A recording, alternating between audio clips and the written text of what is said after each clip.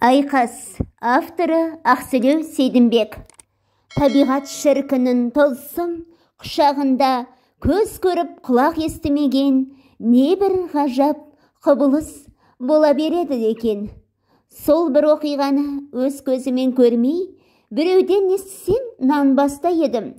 Күні бүгінге дейін есіме түссе болды, төбе құйқам шымырлап, жонымнан құмырсқа жүргендей өзімнен өзім тіксініп қаламын. Тасқа басқандай әлі көз алдымнан кетер емес. Мезгіл жаз ортасы болатын. Шөп буынын бекітіп табиғаттың толса құлпырған тартымды кезі еді. Қасымда 4-5 серігім бар. Мінгеніміз бабы келген бір-бір жарау ат, Қызыл тау деп аталатын қыш-қыш қызыл тасты бектердің құмырсқа бел сайларын көктей қуалап келе жаттық. Бара жеріміздің мойны қашық болған соң тау арасының төте жолын таңдағанбыз. Мұның өкініші де болған жоқ. Қызылтаудың жан баспаған қиын қойнауы, қайын терегімен, тал шілігімен, қызылды жасылды болып күлтене құлпырып, көрер көзді қуантып та бақты. Әлсін-әлсін шым дауыт алаңқайлар, шалғынды алқаптар кездеседі. Мұндайда аттың қара қапталынан келетін сан түрлі өсімдік көз алдында түкті кілемдей құлпырып, тияқ тисе болды сарайыңды ашар қош лебімен көкірек кереді.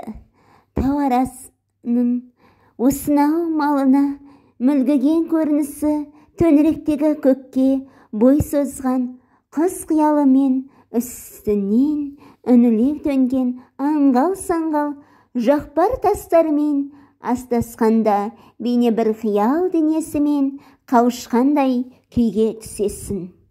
Сол қиял денесі мың-сан ғажайыбын көкірек көзіне оттай басып, өзінің сабырлы сысымен, құпия сырымен арбағандай болады. Енді сәл жүгіріңкіресең болды, бірін сонды көріп білмеген бір кереметін алдынан шығаратындай көңіліңді алаңдатады. Мұндайда ойда жоқта аяғының астынан дүр етіп шіл үйірі көтерілсе, енді бір сәт ессіз тауды тітірте байғыз шақырып қоя береді. Шықылық таған сауысқан мен таңдайын тықылдатқан саңырау құрдың үніде тау арасында өзгеше жаңғырып, еріксіз мойын бұрғызады. Осының бәрі тылсым табиғаттың өзіндік тіліндей естіліп, сол тылсым табиғат сет етпес тәкаппарлығымен, шексіз құпиясымен мысынды басады. Шынында, табиғаттың тұла бойы тынған құпия ғой. Біз кешікпей ақ сол көп жұмбақтың біріне тап болдық. Тау арасының өрі мен енесі көп бұралаң жолын дендей жүріп келгенде бір мұрыншақ төбенің етегінен бұлақ жылғасы кезікті. Мөлдірей аққан боран бел бұлақ қандай сылқ-сылқ күлгені сұлудай арбайды. Оның үстіне су сылдыраған, естігенде мінген атымыз ауыздығын сүзе тартып, сусыраған сынай танытты. Сонсын жылағаны өрлей жүріп, бұлақ табаны жетікте тізгін тарттық. Жол соқты болған жігіттер төңкеріле түсе қалып, аттарының ауыздығын алып, айыл тарпаларын босатты. Ұзақ жолдың көлігіне от шалдырып, белін босатып алу керек. Бұл жол заңы, дала тәртібі. Осы бір әркім өз атымен болып жатқан қарбалас сәтте жігіттердің біреуі: «Уа, жігіттер, мұнаны қараңдар, мынау не керемет!» деп таңдана дауыстап қоя берді. Үрейлене шыққан тосын дауысқа мойын бұрғанда әлгі жігіттің бұлақ табанынан көз ала алмай сілейіп тұрғанын көрдік. Іле шапыр-шұпыр қимылдап, жігіттер де жиналып қалды. Сөйтсек, айдыны үй орнындай болатын бұлақ суының беті қыш-қыш еткен қырбақа, су бетінен ине шаншар санлау көрінбейді. Өңшен бір қоңыр бұжыр, бақалар бір-біріне ексеп, иін тіресіп тұр. Бұж-бұж жондары тершіп, жұп-жұқа ектен төменгі бозара біткен кеукілжілері күлкілдеп, дөп-дөңгелек кішкене көздері шатынай жылтырайды. Қолмен іріктегендей өңшенері бақалардың осынша мол топтанып алғаны бізді қайран қалдырады. Сонсын қазіргі көріністің әшейіндегі бейбіт тіршіліктен бөлек суылдығы көрер көзді сескенгендей еді. Су бетіне шыбын-шіркей аңдып су астында тырбандай жүзіп жүретін бақалардың үйреншікті мамыражай тіршілігінен дәл қазір нышан жоқ. Мына қауіптары тап бір өздеріне ғана мәлім, басқа тірі жанға белгісіз құпия жарлыққа пәтуаласқандай, сол құпия жарлыққа табиғаттың өзіндей адалдықпен мойын сынып бастарын байласқандай. Жігіттердің бірі: «Ой, тайыр-ай, бақа көрмеп пе едіңдер, несіне анталап қалдыңдар?» дей келіп, бақаларды жасқай сырып бұлақ суына қол жуа бастады. «Расау, бақа дегенді қымызға да салып жатпаушы ма еді?» деп тағы да бір жігіт қоштап жатыр. Сол-ақ екен. Мына аптапта осындай салқын бұлақтан басқа қай жерді паналасын бұлар? Әрине, жоқ, мұнда бір гап бар сияқты. Бәрінен бұрын атымыз жеріп су ішпей жүрмесе дескен жігіттер алғашқы сәттегі үнсіздіктен сейіліп, енді бірі таңданған, бірі жорамал айтқан әңгімеге дес бере бастады. Сол бетімізде бұлақ жағасының салқын шымынан аулақтау көк шалғынға келіп тізе бүктік. Ат соқты болған денеміздің дей сал күйін енді ғана сезініп, кіршіксіз көгорайда жапыра аунап жатырмыз. Тау қуадалай соққан болмашы лептің көк исін құшырлана жұтамыз. Жұтқан сайын жанына жаққан саф тазалық бойынды сергіткендей болады. Табиғат төсінде аз сәт демалған жігіттерді отқа жіберген аттардың пысқырғаны елең еткізді. Таулы өлкенің қияқты шалғының қымарта қарбытқан аттар енді тыншындап су сұраған сияқты. Тұсауларын керіп, бұлақ табанын дымқыл лебіне мойынсына оқыранып қояды. Жол ақысы жүрсе бітеді. Жігіттер дереу қимылдап, әркім өз көлігінің қас-қабағына қарағыштап, тұсауларын шешіп жатыр. Атымыз тынығып ақ қалған екен. Терін құрғатып ала қойыпты. Шалдыртып алғанымыз жөн болды. Енді бір жүгіртсек ауылдың да қарасы көрініп қалар. Алдымен аттарды қалындыра суарып алайық. Айтпақшы, жанағы бақаларда жеріп жүрмесе. Жерегенді айтасын, менің атым соларды көрсе үркіп әлек етпесе сол. Расында атымыз су ішпесе мынау ыстықта қажып-ақ қалатын болды десіп, дабырласқан жігіттер аттарын жетектеп бұлақ басына жақындай берді. Біз алғашқыда өз көзімізге өзіміз сенбедік. Жанағы қыжынаған қырбақаның бірде-бірі жоқ. Тіптен мына бұлақты ешқашан бақа жайлап көрмегендей, шарадағы судай түбі көрініп мөлдіреп жатыр.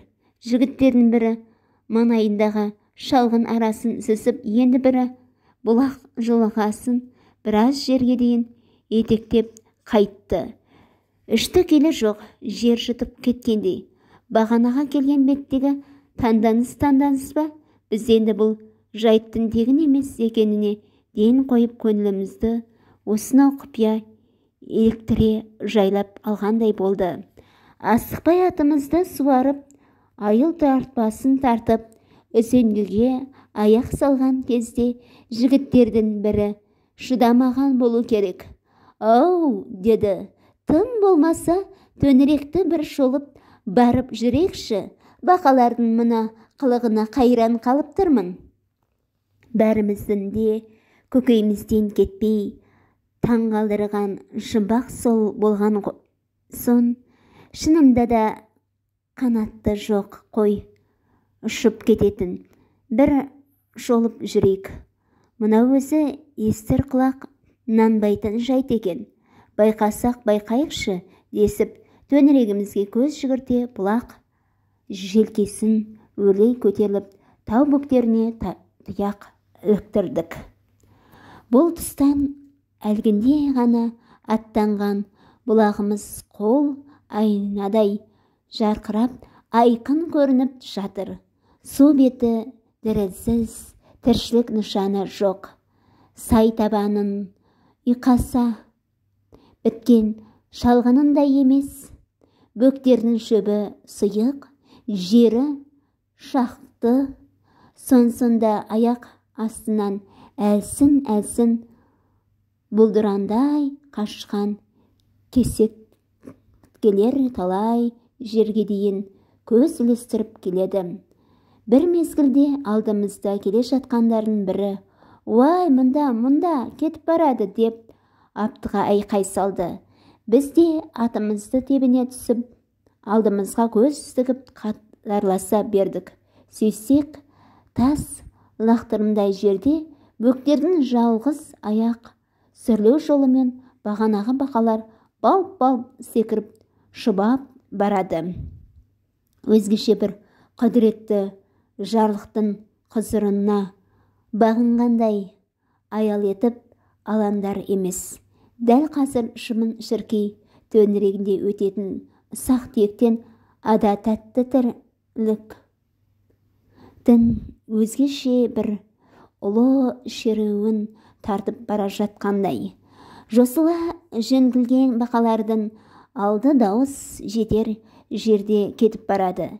Біз неде болса бұларды шошытып алмай, қапталаса шолуды ниет еттік те, етекке түсіп тауды алқымдай жүрдік. Енді байқап келеміз. Қалың шыбырындының алдында жұдырықтай қоңыр бақа, талмай ырғып, тоқтаусыз секіріп, мың сан бақаны бастап келеді. Оның қазіргі сәттегі қимылынан ерекше бір асқақтықтың, сенімнің сұсы аңғарылады.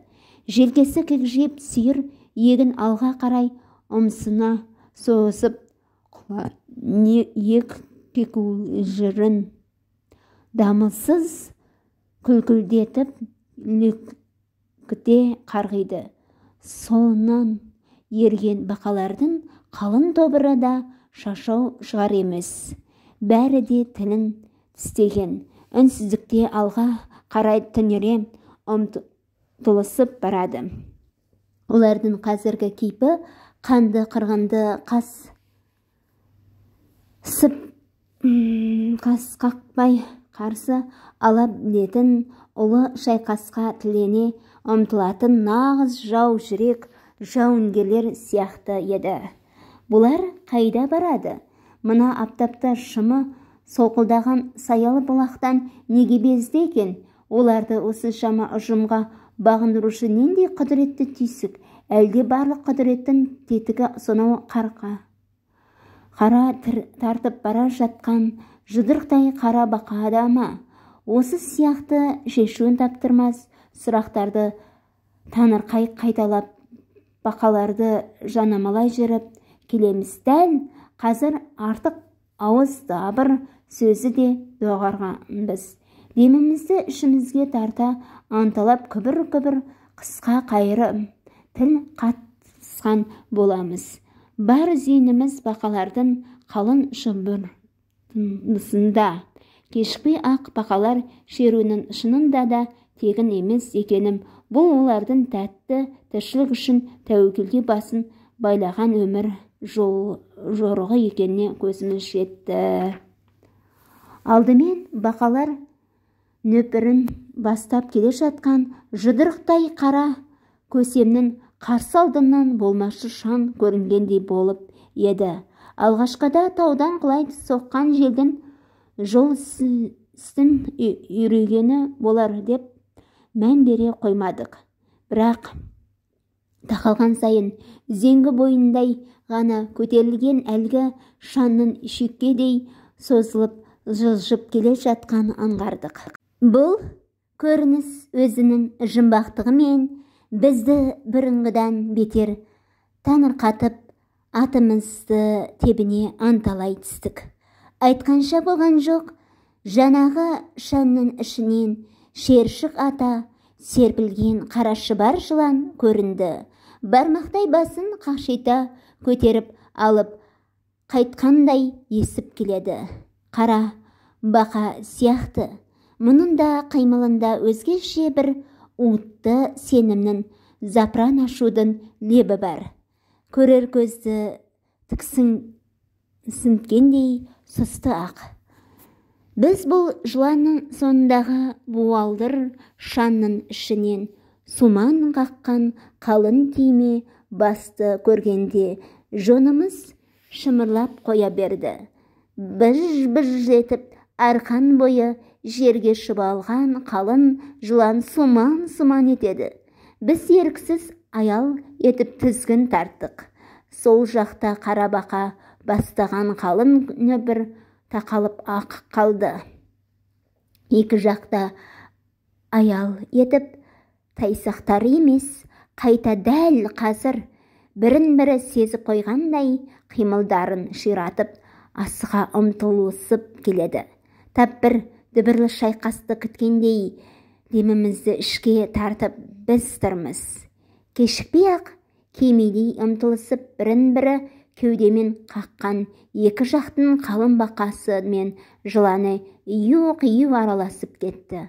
Араласты деген жай сөз болар. Кәдуілгі азу басқан ата дұшпандарша шапа-шап қанды шайқасты бастап жіберді.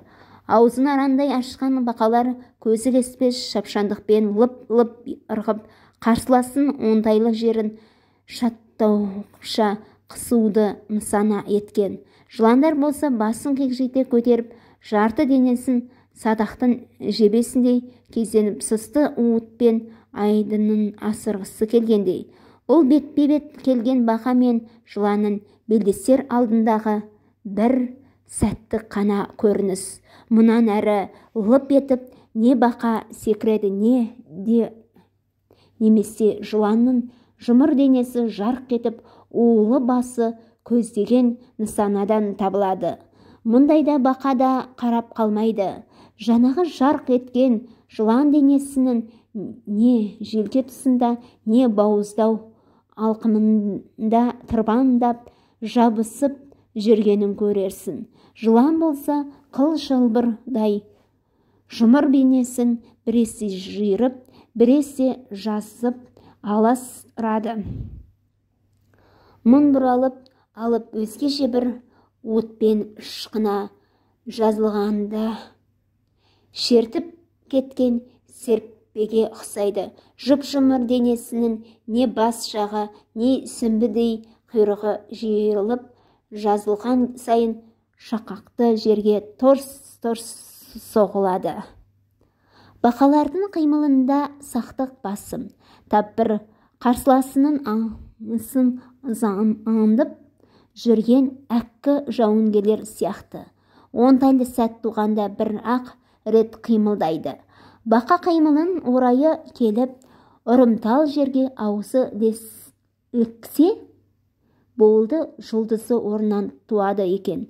Онан әрі басын тау тасқа соққан жыланның аз сәтте сілесі қатып тұла бойы тарқатылған жіптей босап сұлқ қалып жатыр. Ал нысанадан ауытқып мүлт еткен бақалар жылан денесінің шығыршығына түсе бітті. Қойлы аяғын жинауға мұршасы келместен қыр-қыр етіп ақтық демін шығарады.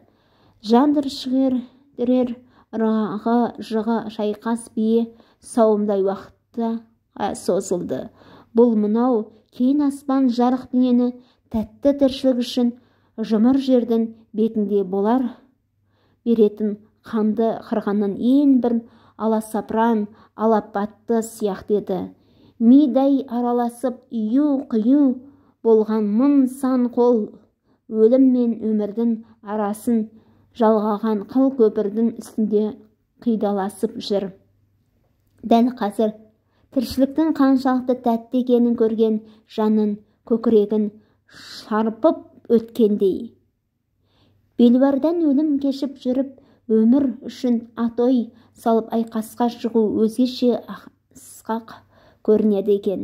Тіптен сол жарық дүние үшін шыбын жанды шүберекке тиіп, тәуекелге ету неткен жарастықты әрекет деп ойлағандайсың. Мұндай керемет өлімнен қорқуды білмейтін өмірді шексіз деп санасына ұялатқан сол шексіз өмір үшін көзсіз ерлікке баратын табиғат перзентінің ғана қолынан келер. Біз ең соңғы жекпе-жекке дейін тапжылмастан тесіле қалуда болдық. Кешпей-ақ жеңіс дабылын бақалар қақты. Әлгінде ғана шандата жосылған қалың жыланды қоғадай жапырып жусатып тастады. Бірінің басы қиылып, бірінің құйрығы үзіліп, енді бірінің денесі жаншылған қара құрым жылан өлігінің үстінде тірі қалған бақалар ойнақ салып шыр-шырпып жүр.